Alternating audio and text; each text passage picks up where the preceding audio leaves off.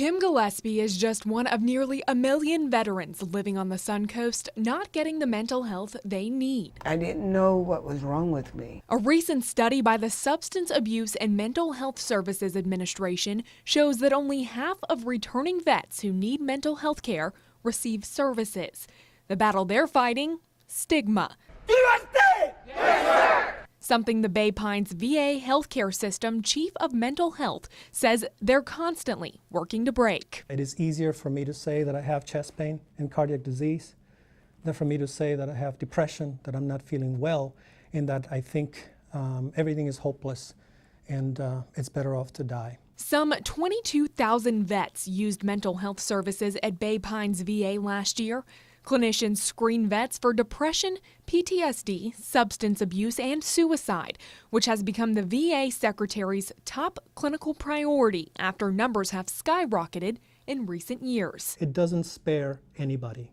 We all know somebody who knows somebody, or a friend or a family member or a colleague that has gone through suicide. As more and more veterans come forward with their mental health issues, Bay Pines has now implemented a new program called Reach Vet, which started 3 months ago. Identifies the top 0.1% of veterans at risk just by reviewing the health records of these veterans.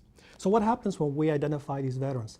These names are provided to the clinicians so they can re-engage those particular veterans or enhance the care of those particular veterans to minimize the risk of suicide. Still, Carino says nearly 70% of veterans are not getting assistance from the VA. Some of the patients are not returning to care. They choose to cancel an appointment, let's say. So by identifying these veterans, we have the providers and the staff reach out to them and re-engage them into care. Which is exactly what happened for Army veteran Kim Gillespie after missing an appointment with her primary care doctor. Once they assessed me in mental health, they realized that I needed inpatient care. The former communications specialist was sexually assaulted while serving overseas in Germany. After that incident, she got out, returned home, and became detached from her family.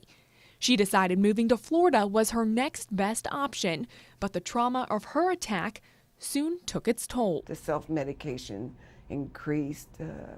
I was inconsistent at work. I couldn't keep relationships. I started having encounters with law enforcement.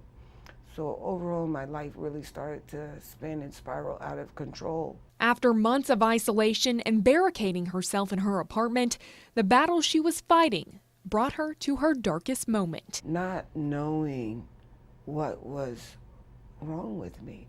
The only end result at that time I could see was taking my own life. It's a thought many veterans go through. In fact, nearly 22 veterans a day commit suicide. Bay Pines' suicide prevention team uses analytic tools, outpatient care, and education in hopes of reducing that number to zero. It didn't matter whether it was 20 veterans a day, or 3 veterans a day, or 2 veterans a day that committed suicide. One is too many. The specialized programs at Bay Pines also include daily schedules filled with classes like trauma education, anger management, and coping skills. Gillespie says those classes have helped her gain a better understanding of what she suffers from. The VA with a team is the one thing that I really differentiate from any place else that I could go. It's not just one doctor here, it's a team of doctors.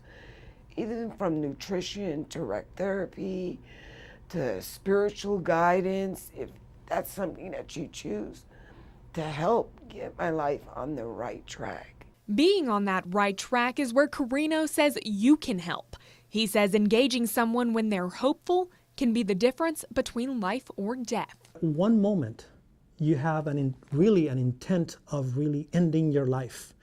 But it may be that with some intervention, that turns around at that moment again, and you postpone it and you say, no, not now, maybe later. That's the opportunity that we have. After 6 months in treatment, Gillespie says she's heading home now knowing how to cope and take life one step at a time. I'm excited. I'm a little fearful, but I know I'm not going home alone. I know the VA is also going home with me. I know in my heart the change that I want to be today is totally opposite of who I was before. In St. Petersburg, Jacqueline Matter, ABC 7 Your Suncoast News.